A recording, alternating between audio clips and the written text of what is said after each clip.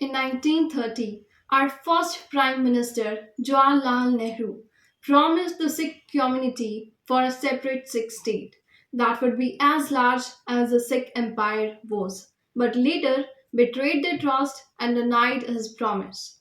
In 1961, he made a statement that, "How can I entrust the power into the hands of enemies?" Here, the Sikh community was referred as enemies. In 1984, Prime Minister Indira Gandhi spoke on All India Radio and appealed all sections of Punjab that don't shed blood but shed hatred. And an assault was about to take place in Amritsar. Troops and artillery reached Golden Temple with one purpose, to flush out the Khalistani separatists hauled up inside, which included their leader Jarnail Singh Bhindranwale, who has taken up arms against India's sovereignty. For the next 72 hours, there was bloodshed. More than 400 lives were lost, and this was Operation Blue Star, which neither ended terrorism nor the Khalistan separatism, and definitely not the politics of religion. What it did was it has left an indelible mark on the memories of Sikhs in India, a mark which continued to be exploited to this day. The ongoing protests near New Delhi have turned a spotlight on this long dead movement. Rallies are being held by Khalistanis for a separate nation. But the question still remains, what is Khalistan movement exactly? How does it begin? Story begins in 1929 when Motilal Nehru represented Poon Swaraj at Lahore session of Congress. There were three groups of people who opposed it. First, Muhammad Ali Jinnah of Muslim League. Second, Dr. Bhimrao Ambedkar campaigning for the rights of Dalits. And third was Master Tara Singh of Shiromani Akali Dal from the behalf of Sikhs. This was the time when the first demand for Sikh homeland emerged. By 1947, this demand turned into a movement, the Punjabi Suba movement. The partition of India divided state of Punjab into two. Akali Dal divided and wanted a separate Sikh state within India on linguistic grounds. But the States Reorganization Commission rejected the demand, which led to the start of protest, which lasted for 19 long years, all the way till 1966, when Indira Gandhi government came. It divided Punjab in three parts. First was Sikh majority named as Punjab, second, Hindu majority is Haryana, and third was Chandigarh, the shared capital. The trifurcation did not really solve the problem. In 1973, Sikhs demanded autonomy for state of Punjab. This was Anandpur Sahib Resolution, a document sought right for Sikhs to frame their own constitution. By 1980s, it has its biggest supporter, Jarnail Singh Bhindranwale, a Sikh scholar who turned into militant. Kushwant Singh, a famous Indian author of that time, described him as a man who caught, exhorted every Sikh to kill 32 Hindus to solve the Hindu Sikh problem. By 1982, Jarnail Singh Bhindranwale joined hands with Akali Dal to launch a civil disobedience movement. He became a dangerous cult. No rules, no morality bounded him. He resorted to extremism. To escape arrest, he took residence in Golden Temple for 2 long years. The government of India did not act. Finally, in June 1984, Delhi intervened with Operation Blue Star. Media was blocked out, all travel was suspended. This was perhaps the biggest internal security mission where 83 soldiers died, 249 were injured, and 493 militants were killed. The Operation Blue Star ended on 10th June 1984.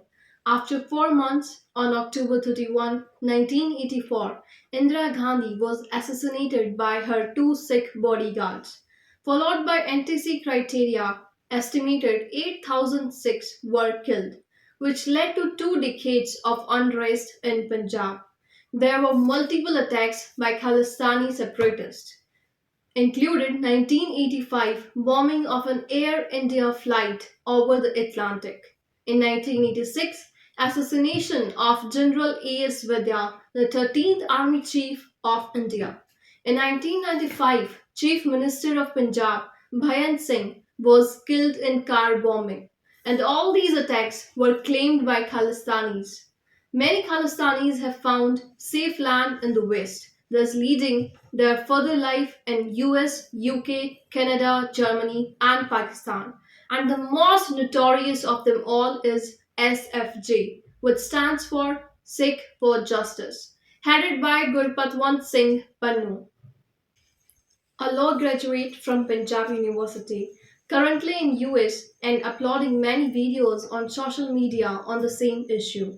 This man wants a greater Khalistan with headquarters in Lahore, which makes it amply clear who is driving the bus of the Khalistan cause, and that is Pakistan. Same Pakistan where countless Sikhs were murdered and expelled in the name of Islam in 1947 during our independence. In 1971, Zulfikar Ali Bhutto, Pakistan Prime Minister, told reporters that Pakistan would tear off a piece of India avenge the loss of East Pakistan, which makes it clear that where they are eyeing, and that is Khalistan. Current PM tries to be subtle about his strategy. In November 2019, he opened Kartarpur corridor for Sikh pilgrims. It was clear that what India saw as pilgrims corridor was in the eyes of Islamabad a potential Khalistan. Foreign minister called it a googly. ने देखा और दुनिया ने देखा, पाकिस्तान ने देखा कि कल इमरान खान ने करतारपुर की गुगली फेंक दी. The Canadian PM visited Golden Temple on his visit to India. Same year, Canadian government went on to remove Khalistani extremism from its report on Sikh terrorism. 2020 report by a top Canadian think by Justin Trudeau. It called Khalistan movement the geopolitical project by Pakistan, which threatens national security of Canadians as well as Indians. Then we have United Kingdom. In recent years, we have seen violent demonstrations by Khalistanis outside Indian High Commission in London.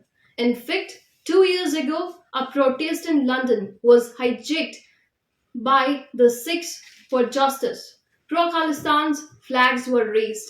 Another protest in Washington, Khalistani separatists desecrated statue of Mahatma Gandhi. In Rome, they vandalized Indian embassy office. They hoisted a Khalistan flag, scribbled Khalistan Zindabad on walls. Foreign forces are using this dead movement as a tool to stoke unrest in India. Foreign governments are pleasing them to get votes. Thankfully, in India, the separatist movement is all but dead, which is why it is vital to guard against those trying to reignite it. It is important to call out those who may want to hijack Indian domestic issues. Sikh in India are not clamoring for an independent state. Some of them are protesting, and it would be wrong to call every critic a Khalistan supporter. By doing so, you only enable India's enemies to exploit the divisions. A fringe cannot define the majority. We must remember the Sikh community contribution to national security in India has been immense. The Sikh regiment is the most highly decorated regiment in Indian Army. Sikh soldiers have resolutely guarded the nation frontiers for centuries. They have every right to protest.